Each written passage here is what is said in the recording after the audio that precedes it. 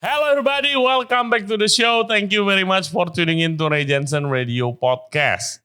Kalian ingat gak sih waktu zaman pandemi kemarin lagi rame-ramenya itu ada satu foto yang viral. Fotonya orang meninggal karena COVID di rumah sakit tapi semua badannya dibungkus pakai plastik wrap. Gue begitu lihat foto itu sih berasa serem banget dan ternyata fotonya viral. Di internet banyak yang menghujat, banyak yang memuji. Tapi at the end of the day, fotografernya itu menjadi finalis di Pulitzer Award. Pulitzer Award itu salah satu award paling tinggi dan paling prestigious di dunia fotojurnalism. Dan dia juga dapat second place di World Press Photo of the Year di kategori General News. Dan juga dia mendapat kayak title atau sebutan menjadi photographer who defined the pandemic. Dan setelah gue lihat foto itu dan gue tahu kalau fotografer itu adalah orang Indonesia, gue langsung pengen kenalan banget nih sama ini orang. Namanya Joshua Irwandi. Dan ternyata hoki kita dia mau podcast, ngobrol-ngobrol. Biarpun biasanya podcast kita itu tentang F&B. And turns out dia a very interesting guy. Sebelum menjadi photographer who defined the pandemic, dia sempat tinggal di Papua beberapa tahun, kerja di museum di sana dan fotografi budaya Papua khususnya suku Asmat. Dengan tujuan menaikkan prestis dan image dari orang Papua. Oke. Sebelum kita mulai podcastnya, jangan lupa subscribe di Ray Jensen Radio YouTube channel. Kita juga ada di Spotify, Apple Podcast, Google Podcast, dan Anchor app. Hope you enjoy the show and please welcome Joshua Irwandi.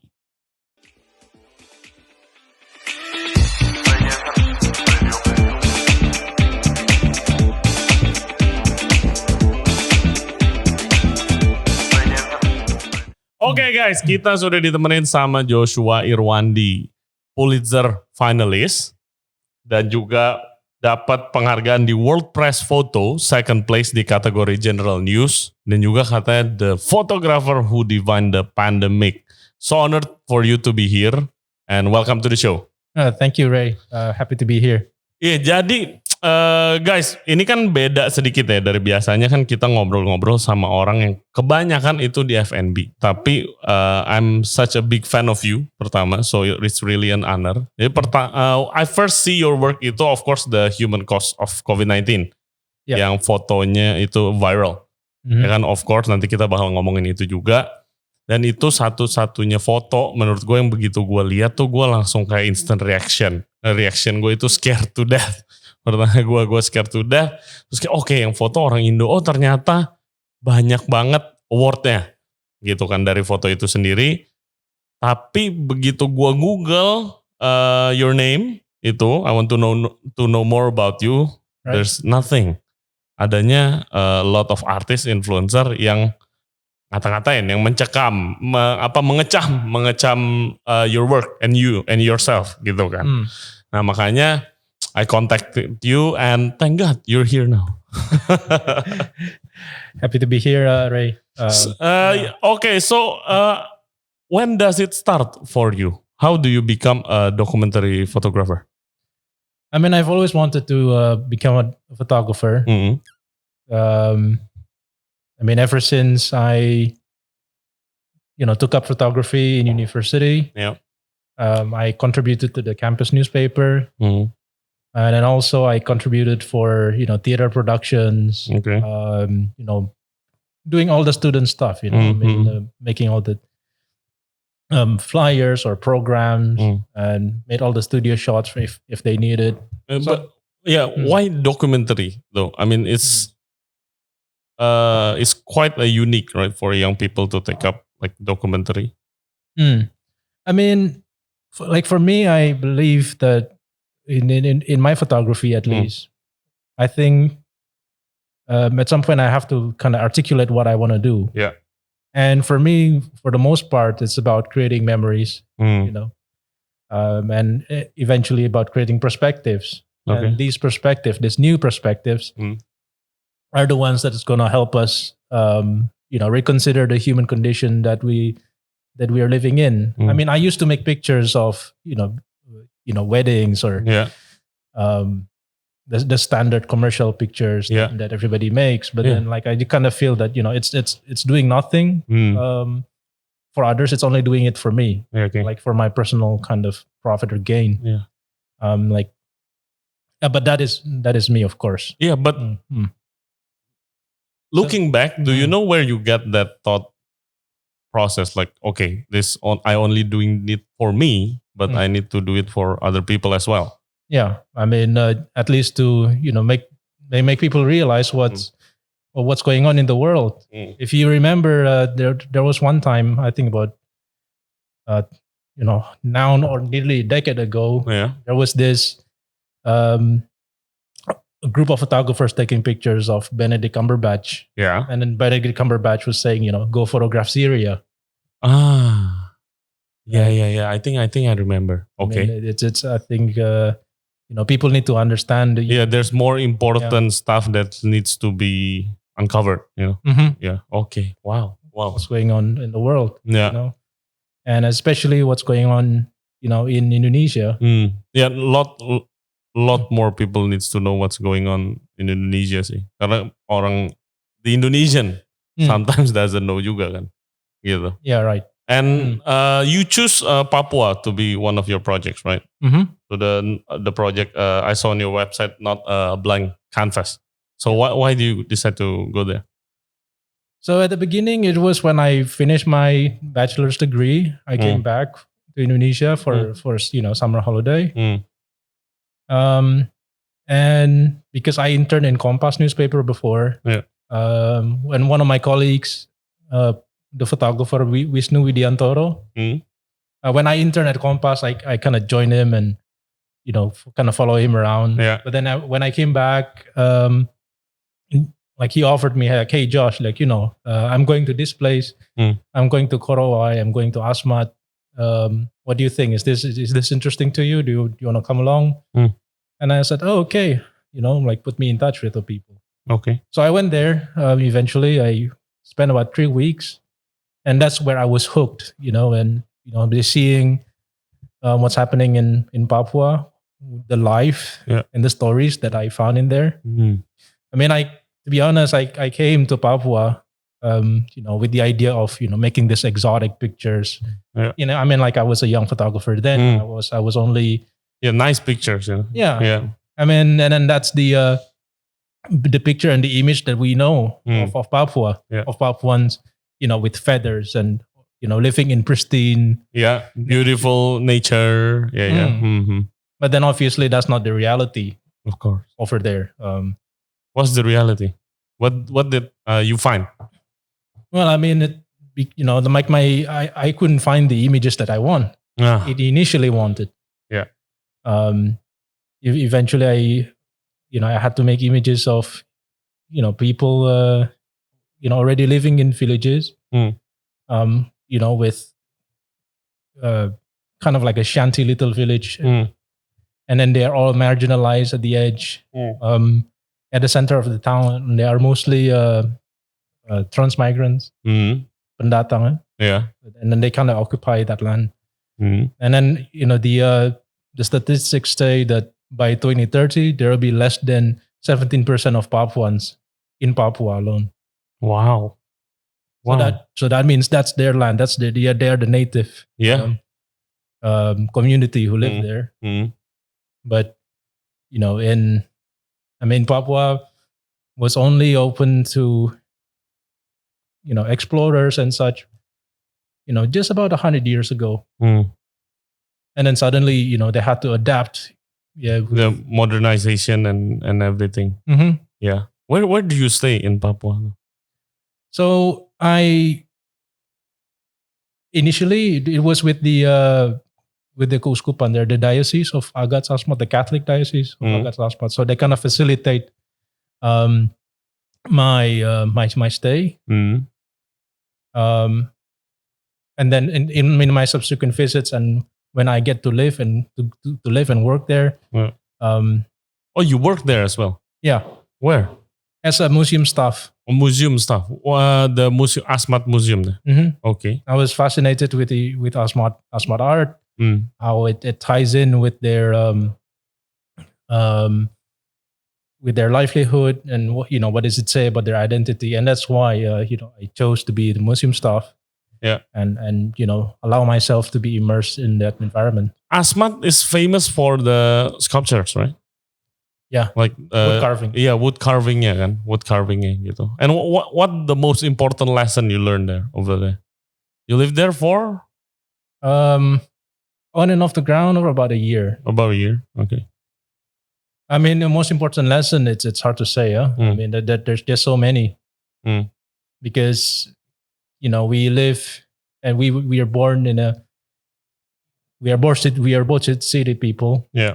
And then we have a certain norms or way of living that we know.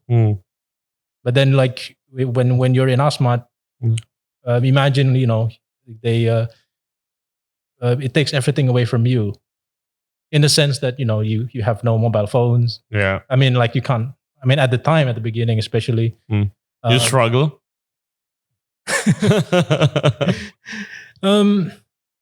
It's good sometimes to kind of detox yourself of the digital device. Things, yeah. But even then, right now, like they already have signal. But even then, it's still it's not LTE signal like in Jakarta. So what year you living there?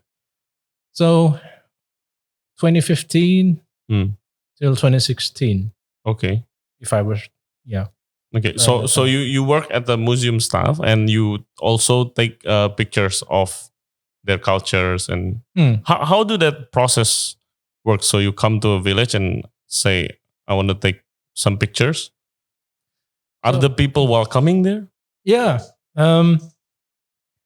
So as museum staff, like one of my responsibilities was to document, Asmat feasts. Yeah. Okay. Pesta adat. And I'm always interested to see one, and it's they're doing it less and less. Oh, they're doing it less and less now. Yeah. Okay. I mean, not in the way that they used to be. Yeah. 30, 40 years ago. It's a different story. Yeah. Like for example, imagine like there's this feast that they make, and I'm massively generalizing here, but so it's like sometimes they only want to do that if there is support or if there is a subsidy from the government. So it's not in the way it's naturally done, the Asmat feast comes initially from the chief of the village having this dream, from the ancestor telling them to make a feast, and then he will direct the rest of the people to the forest, gather all the sago, all the sago grubs, everything for the feast. But then now they needed that incentive. They needed, the rice, the instant noodles for them to actually get going. Yeah. And even then, I mean, they don't.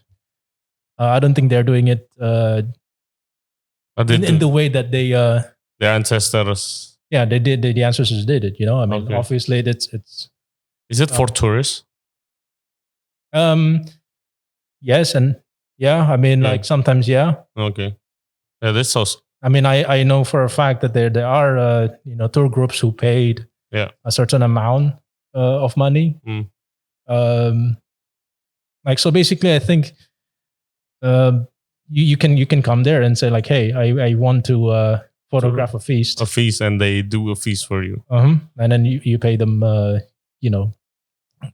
50 million rupiah or something. And in fact, Asmat was actually famous because of Michael Rockefeller. Yeah. The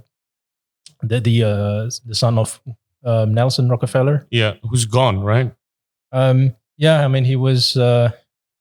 Like we never actually found out like how he died. Yeah, but the gossip is like eaten, right? Got eaten by cannibalism or like that, right? Yeah, that's the rumors. Yeah, the rumors. Yeah, the rumors. Yeah. But even then, like the feast and that he photographed, they were actually done for him. Ah, I see. I mean, but then that was because they needed documentation. Yeah. Of when they came. So it's a bit like that, you know. I mean, and then right now with the involvement of the local government, then it changes the dynamics. You know how and why they do these feasts. Why? What are you trying to convey through your projects? Let's see the picture here. This is one of the pictures in your website, right? Yeah. Can you tell us about the picture? So that particular picture that was made during the Pokman feast. Pokman feast. Yeah. What is that? Like like the name of the feast is Pokman. Pokman, which is the like a resurrection feast. Okay. You know, this is the second stage. What are they doing? I don't know if you could see, but at the end of that picture there, they're playing a tug of war. Tarik tambang. Tarik tambang, but then like you're using using a dugout canoe between the men and the women. Okay. Wow. So that's part of the feast. Mm-hmm. All right. Yeah, and this one? And this one, they're carrying some wood. Yeah. Firewood. Huh? Okay. So this image was made in Bayun. It's a village in the Casuarina coast. Mm-hmm. On the coast. You know, all the mama. Oh yeah. Yang di situ. They were just collecting the firewood. So you followed them around looking for firewood as well? Well, I mean at that time, I just happened to be there. They were passing by, and you know, I asked them to stand for a portrait. Do you move around a lot from villages to villages? I try to. Okay. You know, I mean, as much as I can. Because correct me if I'm wrong, but I don't know much about Papuan culture, of course. But Asmat is the people, right? It's not the actual like a place, right? Asmat is the name of the people, right? It's the people and the place. Okay. Okay. So the Asmat people living in what is now known as Kabupaten Asmat. Okay. So you live there? Okay. In the capital city Agats. And this one. This is a nice photo. So this is all the previous picture. This was actually the other side. I see. This is when they were still playing when they were still tugging the canoe. The canoe. And the first picture that we saw. Yeah. That's when they actually pull it out to the river. I see. So what are you trying to convey through your projects, Not a Blank Canvas? I feel in many ways, stories from Papua are very minimal, I mean, there are many stories. A lot of it has to do with the independence movement and the violence happening there. And it's very easy for people in, Jakarta to say, whenever I come back to Jakarta, it's like, hey, you work in Papua? And then they say, oh, so like, aren't they primitive? Oh, shit. I mean, because we are so disconnected from our, our brethren that is in Papua. And then they are also, separated from kind of the rest of us. Oh my God. Yes. Actually, one of our episode, I mean, I got to know this group of gentlemen. They're all bartenders, but from the east of Indonesia. They call themselves the Melanesia Bar Stars.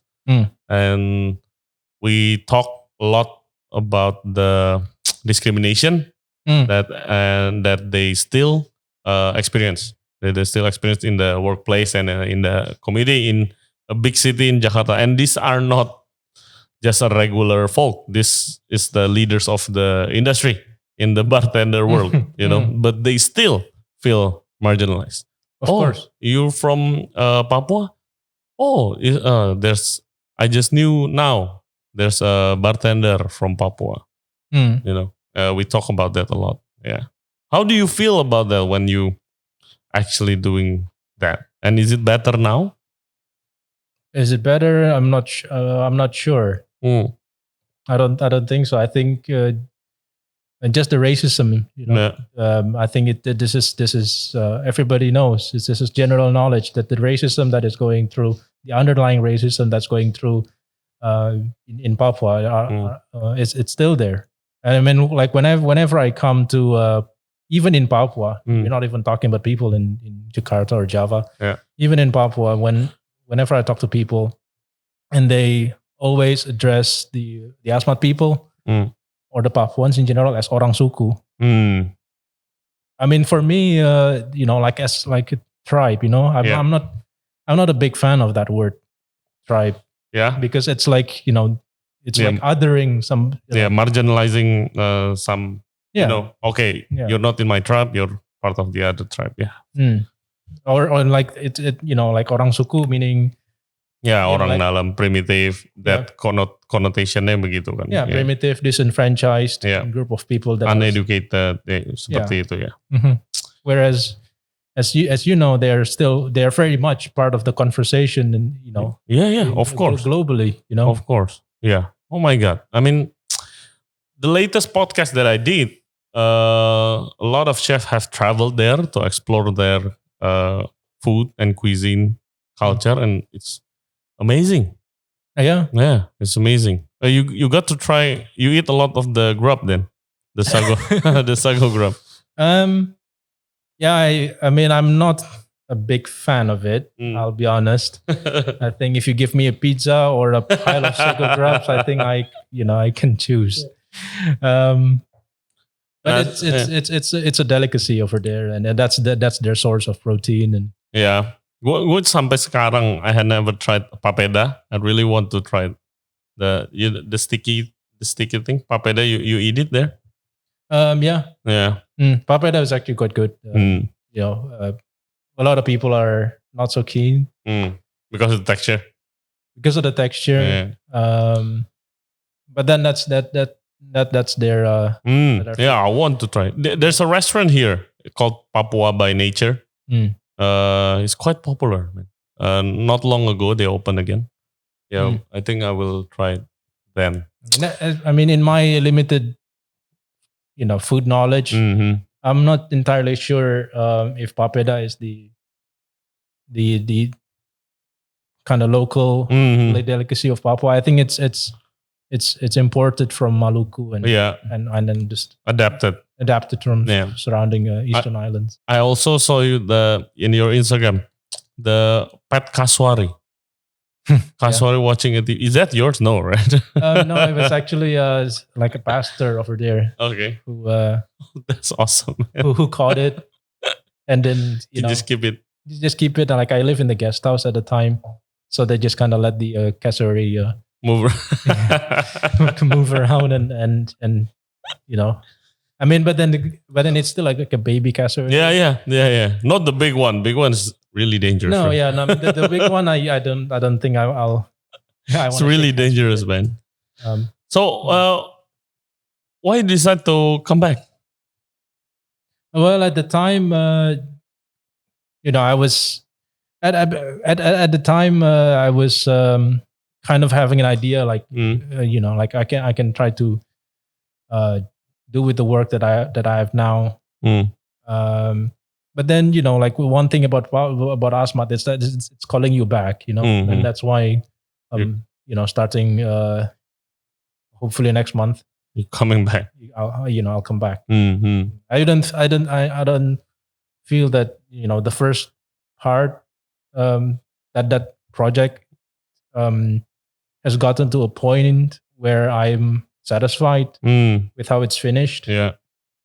Unfinished business then over there. Yeah. Pretty much. Oh, well, good luck. Thank you. But you're here when that's the pandemic happens, right? Yeah, correct. Yeah. And why do you decide to document the pandemic? Aren't you scared? Yeah, I mean, of course. I mean, fear of the virus. I think that's for everybody. At that time, we don't know anything, right? We know like it can kill you really quick, and that's about it. I mean, you should stay at home. Everybody is scared, right? But you decide to go there and document stuff. Mm-hmm. Yeah.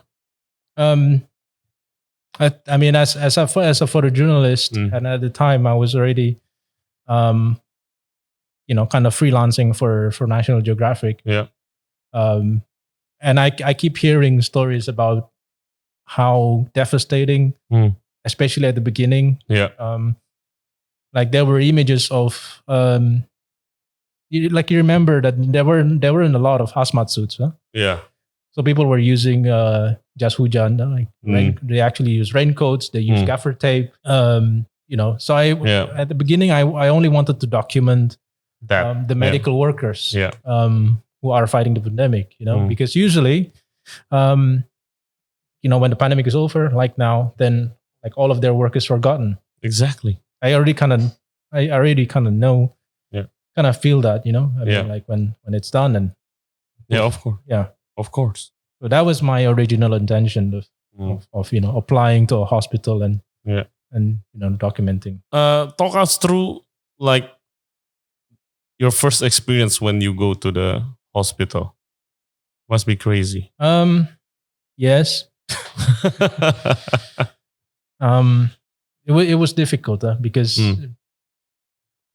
like there were a lot of moments where there wasn't just much going on, and there were other moments when suddenly crazy storm. Yeah. Okay. And there are a lot of untold events. So for example, stories about how at the beginning, nurses sometimes they actually called back by their parents to go back to their villages. Okay. Yeah. That they the parents don't allow. And then of course some of the doctors are infected as well. Yeah. And then at the time, if you remember, the PCR test was so expensive. So expensive, yeah. And it takes weeks to actually get that. And then like right now, we're actually taking it for granted that we can do it. Yeah. We can have it in like 6 hours. Yeah. But at the time, it was just complete. Yeah, it seems so crazy. It's like a year ago. It's only a year ago. Oh my God. A year and a half. Yeah. So crazy when you think about it.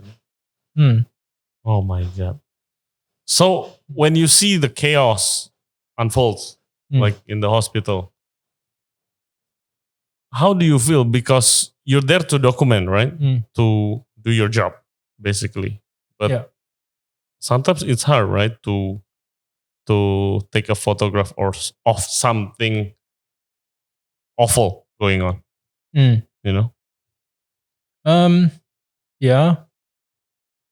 I mean, it's the photojournalist's duty to document. I think my loyalty as a photojournalist, and as it should be for photojournalists around the world, their loyalty has to be to the public. We want to show the reality of what's going on the field.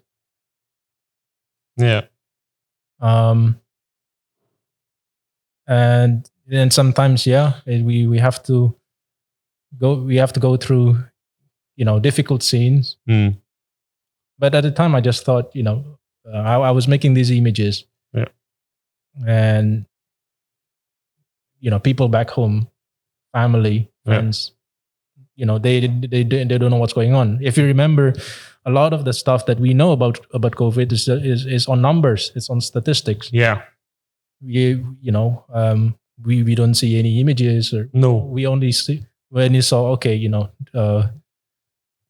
hundreds of thousands of people here got infected or died today, etc. Yeah, exactly. And there is no access of information to like what's really going on inside those places. That's why I think that's why your photo, the human cost of COVID, is so compelling. I think. I mean, in terms of the burial process, the wrapping of the body. At the time, it wasn't super new news. Yeah. No. I already know like some of my friends of a friends, like, okay, they put you in a plastic wrap, just like a meat in the fridge, because in the restaurant business we do that all the time, right? Wrap everything in plastic wrap. But when I see this image, oh my God, I was scared to death, man. I was really scared, like, God damn it. Like this, no family, no one visit you. You just a piece of meat, What is the process of you taking this picture? I mean, I was told that the patient has died. Yeah. And then I went. There was no family around. And I went to photograph the wrapping of the body. There were two nurses who tried to do that. I'm just speechless. It was really the most heartbreaking. I bet it was moment. Very intense for you as well. Mm-hmm. Yeah. What's going through my head at the time. It could have been me. It could have been my family. Yeah. And like no one knows about this. Yeah. People know about people being wrapped, but then like we never actually saw it visually. Yeah. What is even more heartbreaking is that in the in June and July of this year, when the when Indonesia became the epicenter of COVID pandemic. Oh yeah, the new variant. Mm-hmm. The Delta variant. I went back to the field. I applied to a few hospitals, and they were still doing this. Same. Oh my God. I mean, that's the procedure. Yeah. But then it's also telling, like we're not learned. We haven't learned. Yeah. And applied that. Yeah. But then, what can we do? It is a pandemic. How do you control the movement of the virus? Yeah, it's really hard because it's hit so hard and so fast. And actually, I have the same feeling as you when the second outbreak. I mean, it proves that we are not prepared again. But it's already happened, But it happened again. More got crazier. I mean, my friend who lost their jobs, their businesses, in the restaurant industry is crazy number. And some of the people lost their lives as well. Actually, one of my potential podcast guests. Oh, I have a meeting with him. We have a dinner, and 2 weeks later he's supposed to come, but he passed away with COVID. Oh, I'm so sorry. Yeah, it's like nobody replied, and he passed away COVID. It's crazy. I mean, you want to think about it, it's almost that we have just very different realities between people. People who are in denial and they don't get it or whatever. They don't realize the implication and the devastation until they get it. Yeah. Before it was like, oh yeah, I'm fine. I could go anywhere I want. I never got a virus, and then somebody in their family or themselves get it, and then they're all one person. Yeah. Yeah, and are you surprised by the virality of the image? Very much. I mean, I never thought it would go viral. Actually, when talking about the image, it was actually it was published in National Geographic. Yeah. As part of their feature, titled "How Pandemics Change Us." Yeah. So it was used as the opening image of that particular article. Yeah. But it wasn't about the situation unfolding in Indonesia or anything. It's just this is a picture of COVID. This and then in the subsequent pages, there were pictures of people social distancing, Yeah. Past images, archival images of past pandemics, Spanish flu, for example. Mm. And that was it. Yeah. And I mean, as soon as it was published, I took it to social media. This is what photographers do. Sometimes when their publication publishes, and then they they post. They post. Yeah, because it's a proud moment for you, right? Generally, I mean, for photographers, when they get published, of course, I would imagine. Yes. But then I'm like, when I decided to make that post, it was not, to show that, hey, I'm published in National Geographic. This is mainly to warn and to inform people. This is the face of coronavirus. This is, the reality that we are facing right now. And so, as you can see from the caption that I provided, it was on that direction. Yes. But then obviously, suddenly it went viral. Because at the time, I've done assignments for National Geographic before, but I'm not Steve McCurry or Gerd Ludwig, who are seasoned National Geographic photographers. At the time, I'd be lucky if I have over 100 likes or whatever on my Instagram. But suddenly, just from following the number of likes, suddenly, hey, I got 500, and then 1,000, and then the following day, it's 2,000, and then it's became 5,000, and then eventually it came to 355,000 likes. Yeah, wow! In a space of only a few days. And first of all, people must be supportive, right? At the beginning, yeah. At the beginning, people were supportive. They appreciated what I did. It's a wake up call for them. I was contacted by one of my friends, one of my close friends from elementary school, whose father had died because of COVID.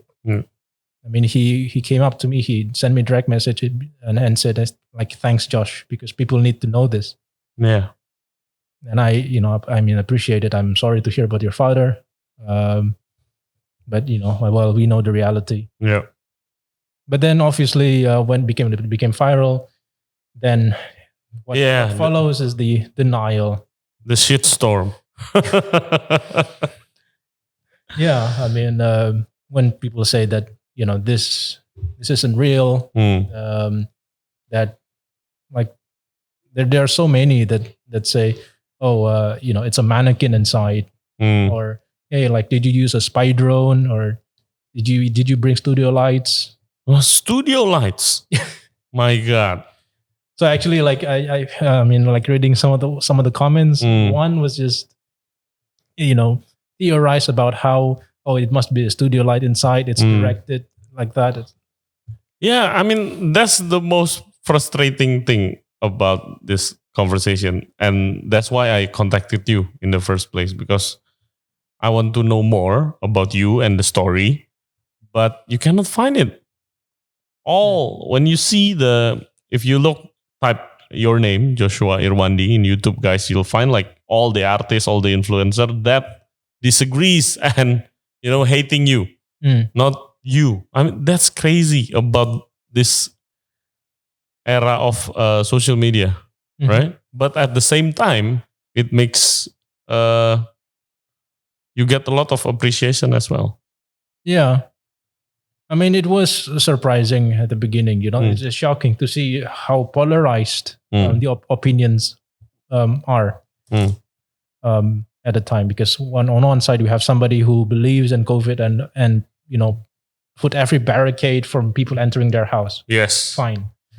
And there is also who just, it didn't exist. Yeah, they said it's not real, it's fake news, it's hoax, etc., etc. Mm-hmm. And then, in relation to people commenting the image, at the beginning, of course, I'm a human being. It's hurtful when people insult you and Of course.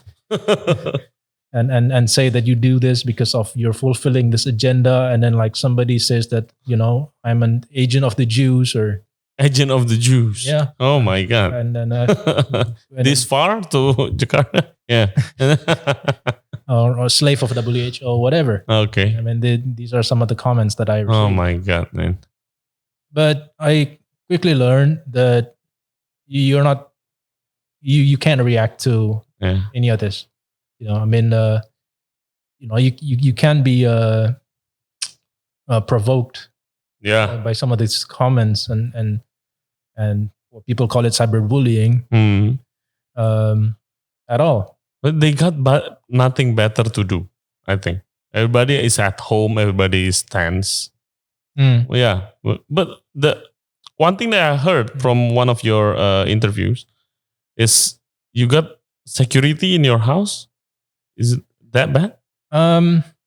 Well, it got to the point that National Geographic actually offered Okay. such security from my house. Oh. I declined.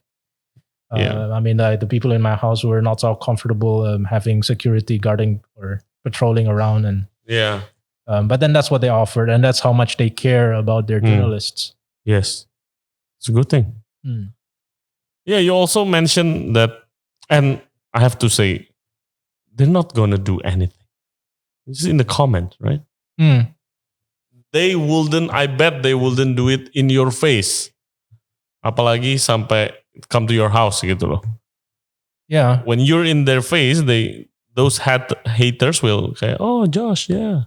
Congratulations for the Pulitzer Prize." They will say that. I mean, never care about those comments. I mean, a lot, like some of my friends that are chefs and celebrities, they never care. No.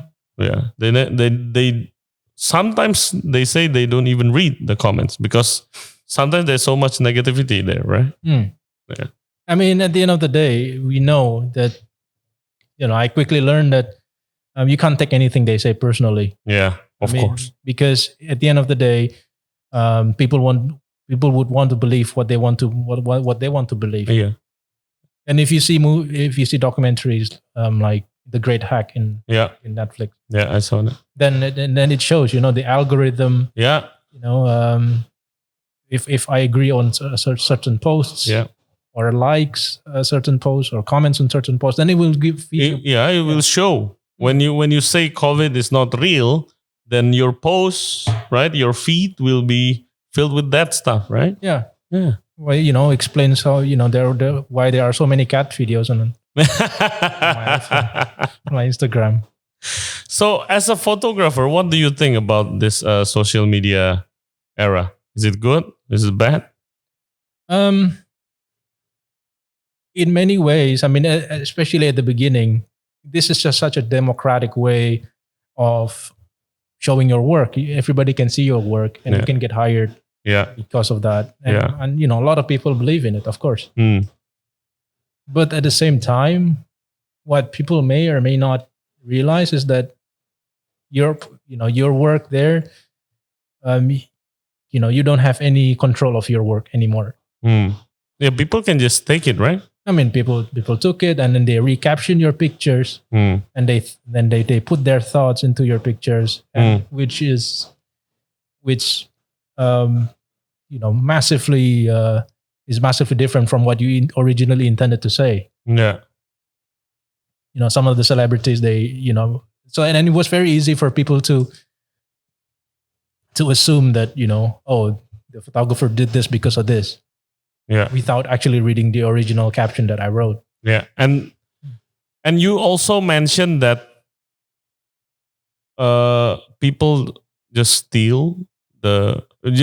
capture the images and use it on their TV program, their YouTube videos. Sure. Supposedly itu harus bayar ya sebenarnya, or at least minta izin dulu gitu. Yeah, technically. Yeah, ethically.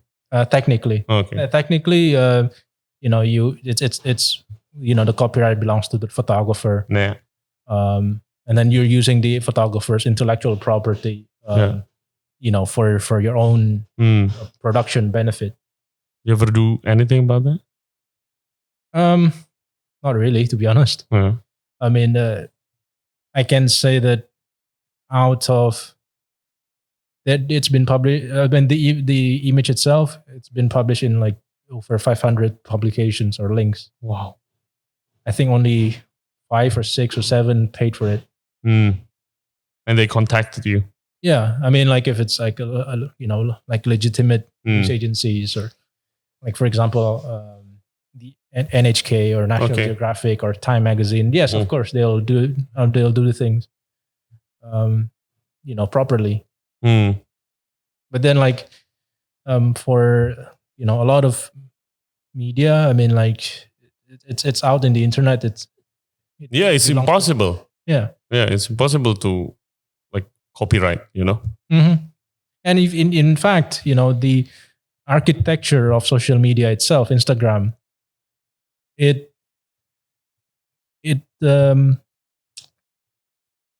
eliminates any level of ownership of your image. You're giving up your rights as soon as you post something on Instagram.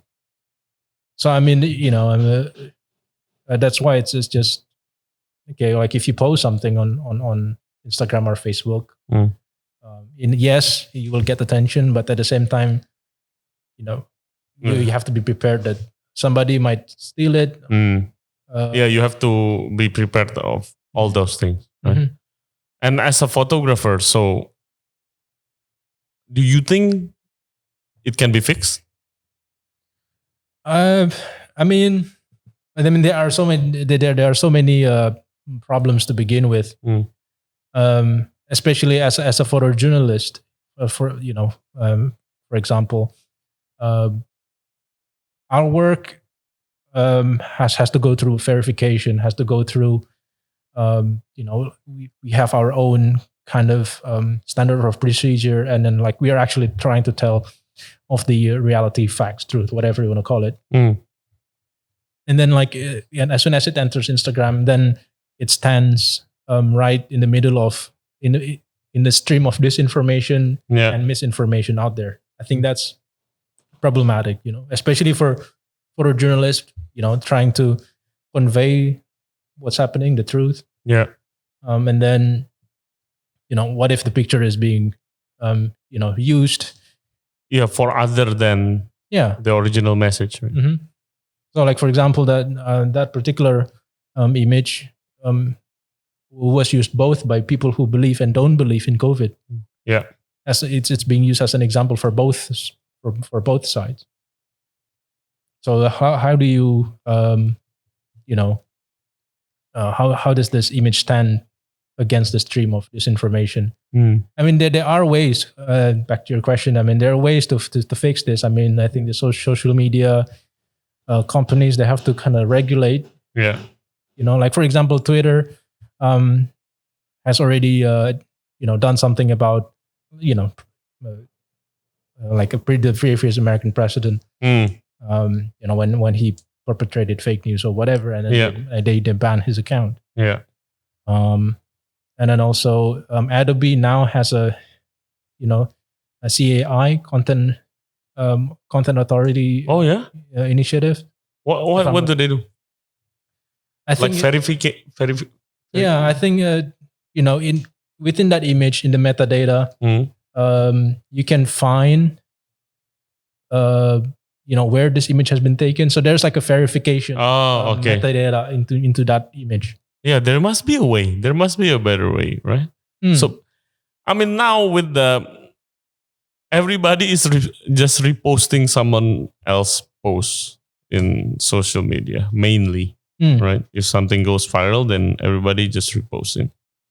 Yeah, I mean, viral activity, it doesn't happen just to my image. It happens every time. I mean, like you can Google now you can go on Google and say, viral today, and then it gives you everything that goes viral, whether it's important or not. And after that virality and all the craziness that follows, did it changes how do you do your work? Like some people, they got scared of that and they don't want to experience it again. So they, for example, they only take pictures of nice things, not. No, I don't think it does. I think I mean, obviously the dynamics changed a little bit, I mean, but I don't think it does change the way I work. If I have a particular story to pursue, then I would just go and document, the way it is. And so, in a perfect world, what do you want to portray next about in Indonesia? Ooh, if there is such a perfect world. Yeah, if you can do like anything, you got the grant, anything. I mean, I do. I mean, beyond the projects that I have now, I think I'm like at the moment I'm just focused on my current projects. The ASMAT project, for example. I'm kind of more focused on what's in front of me rather than kind of thinking ahead. I want to do this or that, because it all depends. What's interesting, what's changing, and any stories that I pursue, I suppose, are stories that resonate with me. It doesn't. I mean, this is one of the things, because remember in 2014 about the revolution in Ukraine. Yeah. Yes, I remember. With all the Russian troops and everything. Yeah. I mean, at the time I was still in my master's degree, and a couple of my colleagues, a couple of my fellow students actually went and document. To Maidan and documented Ukraine. But then I mean, it's good. Maybe it's good for their portfolio. Maybe it's good for so that they have experience in that field. But at the same time, they're not from Ukraine. It's not their revolution, and they could seriously injure themselves. Yep. Oh my God. And especially if they don't have any kind of training, they're like from the documentaries I've been reading about war photography and all that. Sometimes photographers just went there without any kind of training at all, and then when they got there, yeah. Oh my God. They are risking not only themselves, but also people who are protecting them.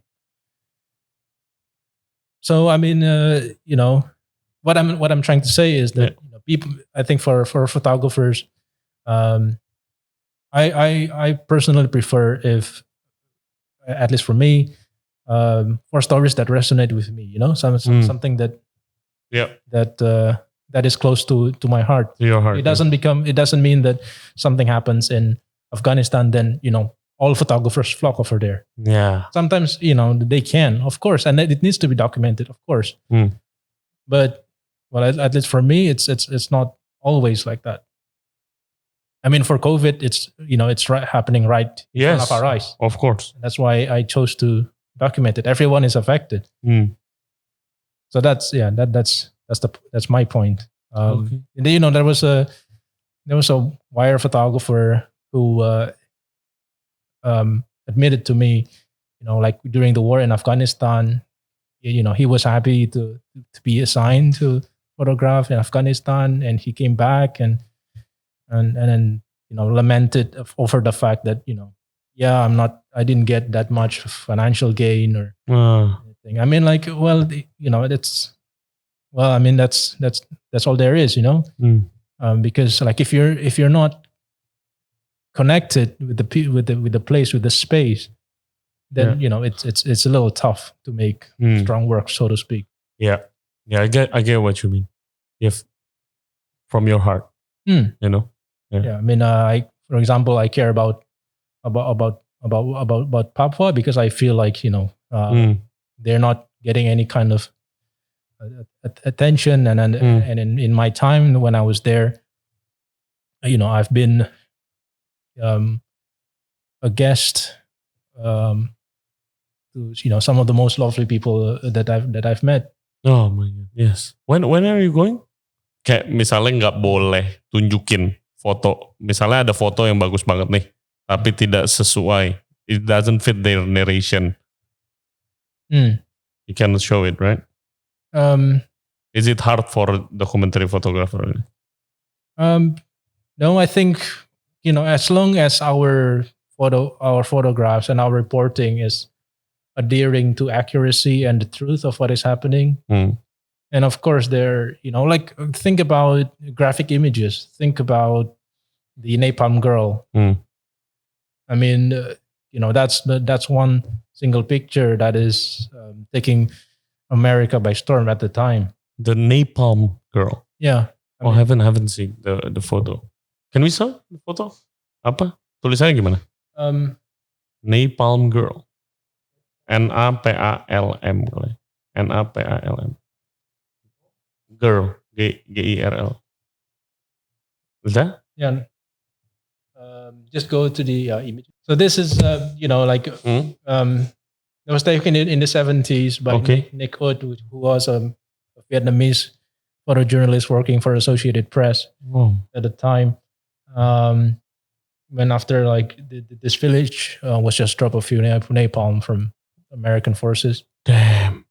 And all these kids were burning from it. And then they were running naked because it was so hot and everything. And then this is particularly graphic because it's a girl and she's naked. But this is the picture that ran in every newspaper in the world. It won both WordPress Photo of the Year and also won the top prize for the Pulitzer. Okay. Wow. But did the publishers experience a lot of arguments and debates before publishing this? Of course. Yes. Because it's a graphic image of a girl. Yeah. But then at the end of the day, the public has every right to know what's happening. Yes. And that's why they chose to run it. And they may receive all kinds of criticism, but it shows what is happening in terms of censorship. Yeah. Okay. Wow, man. Did you do only the hard topics yang berat aja, or you do just regular? You document all the regular stuff as well. Ooh. I mean, what do you do to relax? I mean, I know you with this picture, the human cost of COVID-19. Then you do the Papua projects. It's like a tense topics. What do you do to relax? Netflix and chill. But I mean, in terms of coverage, my last assignment, for example, it's not so tense. Yeah. I was covering about the new capital city of Indonesia. And at this point, I'm just kind of just going along to and see what's there to be photographed, or if I could get assignments from anybody. Okay. I think at this point, photographers should consider themselves lucky if they get regular assignments, especially from foreign media. Oh yeah. Why? No, because in general, only a few, very few media companies are thriving. Yeah. Okay, National Geographic is one of them. It's still going strong. Washington Post, New York Times. But then if you go to America, then you could also see that magazines and newspapers are dying. Yeah. Everybody goes to digital. Yeah. So it is a challenge, because everybody is a photographer. Everybody, I mean, social media is essentially the PR wing of every single person in the world. Yeah, of course. They want to post anything they want, and they can be a photographer and they have their own version of everything. But that's all. That's that would be interesting for photographers, because that's where their capability to tell a story. That's what makes them different from the rest of the people. Yes, of course. I mean, a good photograph can tell you so much more even than compared to video, for example. For me, that's what I get. Yes. Well, Josh, thank you very much. You're a very interesting person and you have a really interesting story. I wish you much success for your further projects. And again, thank you for coming, man. Yeah, thank you so much. Thank you so much, Ray. Pleasure. Yes, so guys, itu podcastnya. Thank you banget udah dengerin podcast kita kali ini. Dan yang udah dengerin, jangan lupa subscribe di YouTube channel kita di Ray Jensen Radio Podcast. Kita juga ada di Spotify, Apple Podcast, Google Podcast, dan Anchor App. Mau tahu lebih banyak tentang Joshua Irwandi, follow Instagramnya @JoshIrwandi. Okay? Alright. Thank you very much, guys. We'll see you next time. Bye-bye. Take care. Thank you so much, man.